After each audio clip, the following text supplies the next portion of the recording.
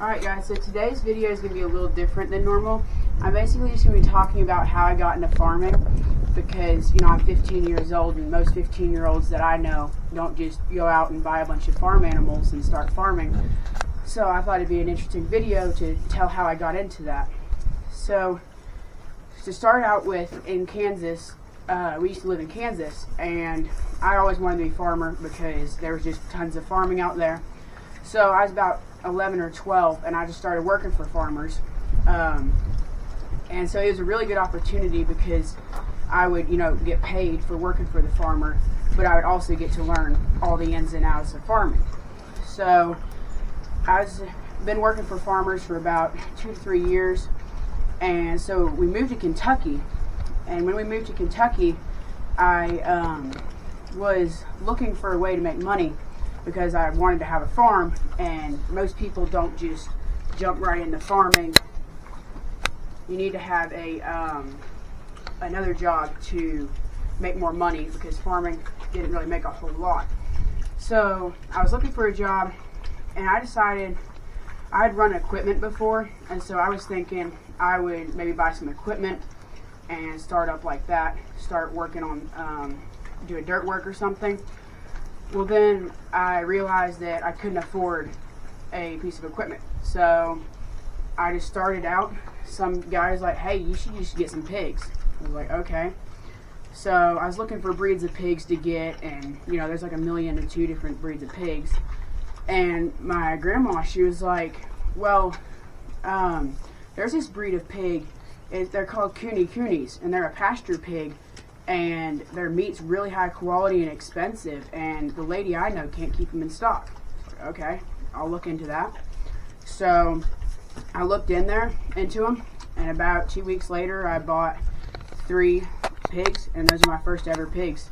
So I've been raising pigs ever since, and here in about a month I'm going to be butchering the original pigs. But anyway, what happened was, and I got those pigs, and then I just kept expanding. I was looking on Craigslist one day, and I found 5 pigs. There was, what was there? There was a barrow, 2 gilts, a sow, and a boar. And they wanted $250 for all of those. So I was like, yeah, it's a good deal. So we went down and got them, and about a month later, my sow, she had piglets. And yeah, so here are the piglets right here.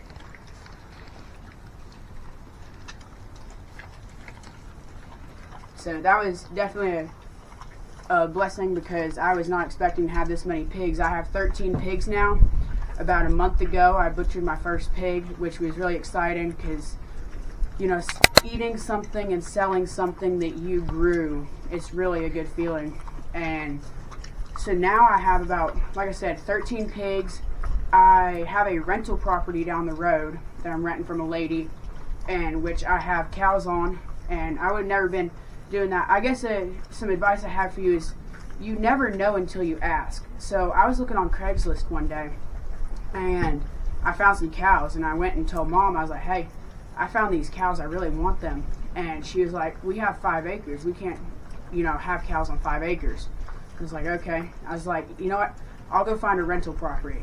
And she was like, okay, you do that, thinking, as a joke and everything.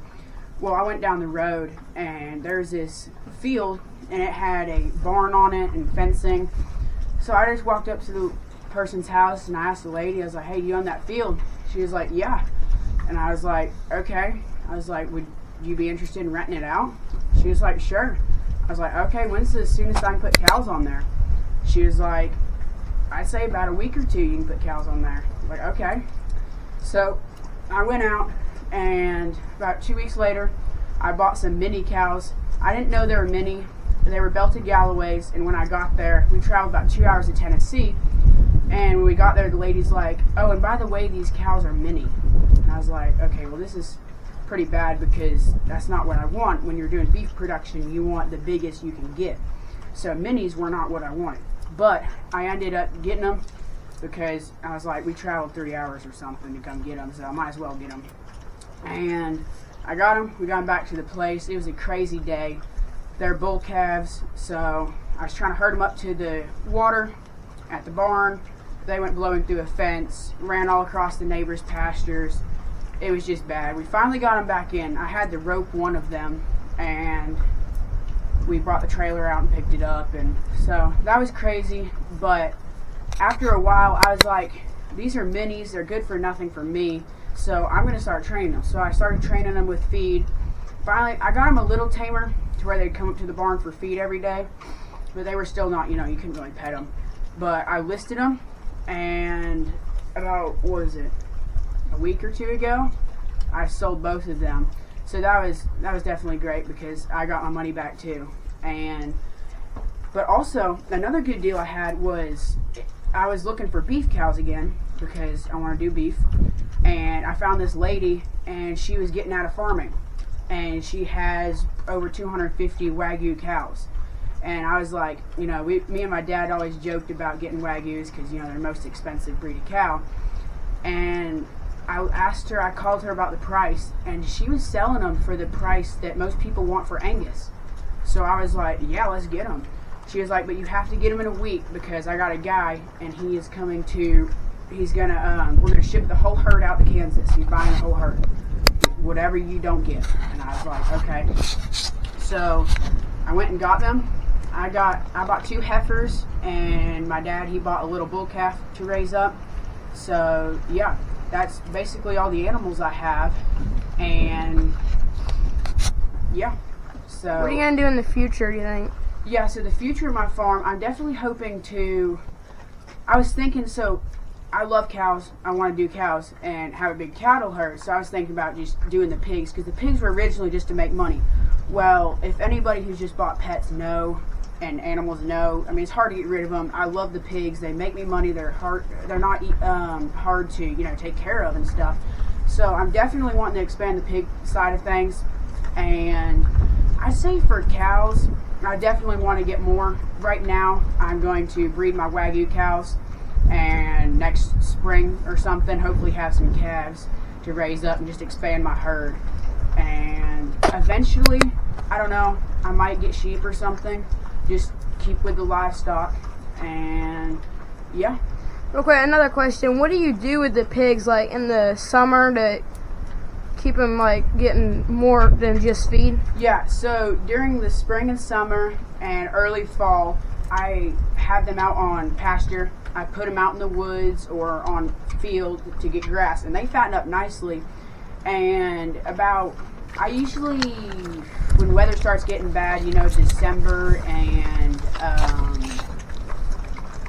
about December through early March, I put them in these pens and just feed them alfalfa to help with so they get green stuff, during all winter long, and then I feed them the regular grain.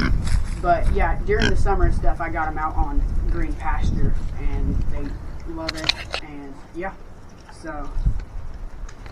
My farm is, we're located in southern Kentucky, and if you're anywhere near there and you'd like to buy some pork and eventually maybe some beef, we always have that for sale.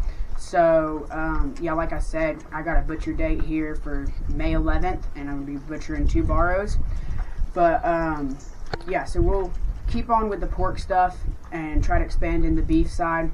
But, yeah, I think that's pretty much it. And I appreciate y'all watching this video. And if you could like and subscribe, that definitely helps me out. So, yeah, thanks.